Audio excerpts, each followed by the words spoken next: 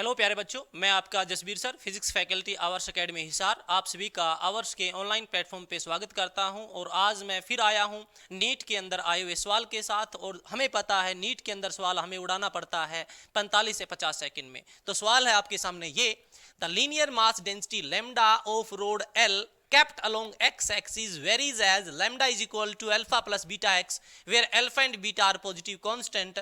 The center of mass of rod is at. अब सुनिए, हमें क्या दे रखा है?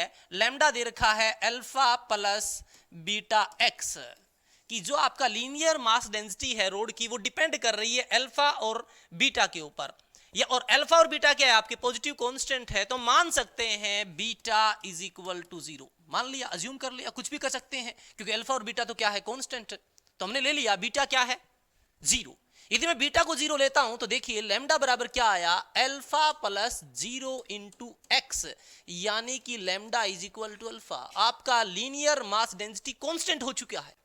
लीनियर मास डेंसिटी क्या हो चुका है? कांस्टेंट। और जिस बॉडी का लीनियर मास डेंसिटी कांस्टेंट हो, जिस बॉडी का लीनियर मास डेंसिटी कांस्टेंट हो, उसका जो सेंटर ऑफ मास होता है सेंटर में। सेंटर ऑफ मास कहां होता है? सेंटर में। तो देखिए सवाल क्या है, linear mass density lambda of road length L, road L है तो सेंटर ऑफ मास कहां होना चाहिए? L/2 पे। कब?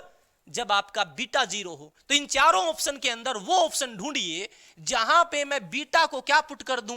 0 पुट कर दूं, और आपका सेंटर ऑफ मास कहां आ जाए? लैम्डा यानी कि L/2 के ऊपर सेंटर पे आ जाए। क्यों? क्योंकि आपका लैम्डा कांस्टेंट है, और जिस बॉडी का लैम्डा कांस्टेंट होता है उसका सेंटर ऑफ मास उसके सेंटर में है। लेंथ कितनी है? L है, तो सेंटर कहां हुआ? L/2 पे। तो स्टार्ट करते हैं। देखिए बीटा को 0 मानो, पहला ऑप्शन में बीटा को 0 मानिए। तो बीटा को 0 मानेंगे 2 into 0 plus 3 alpha L into L divide में 2 इंटू 0 प्लस अल्फा एल। अब ये टर्म 0 ऊपर क्या आया? 3 अल्फा एल स्क्वायर डिवाइड में क्या?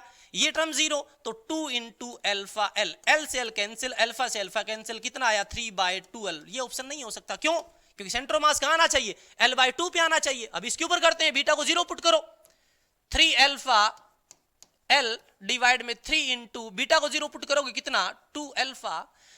तो आपका क्या हुआ? अल्फा से अल्फा कैंसिल हुआ, 3 से 3 कैंसिल हुआ, कितना आया? L/2। यानी कि ये ऑप्शन आपका राइट आंसर है। क्योंकि जब हम बीटा को पुट कर रहे हैं 0, तो आपका सेंटर ऑफ मास कहां आ रहा है? L/2 पे। तो L/2 पे क्यों लिया मैंने? क्योंकि जिस बॉडी का लीनियर मास डेंसिटी कांस्टेंट होता है उसका जो सेंटर ऑफ मास होता है उसके बॉडी के सेंटर पे एग्जिस्ट करता है। तो ये देखिए, ये सवाल नीट का हमने सिर्फ ऑप्शन की हेल्प से क्या कर दिया? सोल्व। यही कहीं भी हमने बेसिक यूज नहीं किया। और यही सवाल हम बेसिक की हेल्प से सोल्व करेंगे तो हमें लगेगा टाइम, और शायद यदि हम पेपर स्टार्ट करें 2022 में, वो सोल्व होगा आपका 2023 में। यदि इसी तरह से सवाल हम बनाते रहेंगे तो फिजिक्स के अंदर हमारा स्कोर भी अच्छा रहेगा, हमारी एक्यूरेसी भी क्या रहेगी? हाई।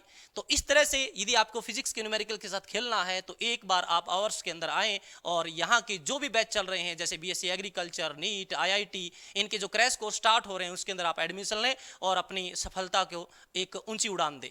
एक बात मैं और बताना चाह रहा हूं कि आवर्स 24 अप्रैल को एक क्रैश कोर्स के लिए स्कॉलरशिप टेस्ट लेने जा रही है। जिस बच्चा या जो भी कोई बच्चा या जिसका कोई भी पड़ोसी है या रिलेटिव है जो क्रैश कोर्स ज्वाइन करना चाहता है, तो 24 अप्रैल को जो स्कॉलरशिप टेस्ट होने वाला है उसके अंदर आप पार्टिसिपेट करें और मैक्सिमम स्कॉलरशिप का क्या करें? आप फायदा उठाएं। Thank you.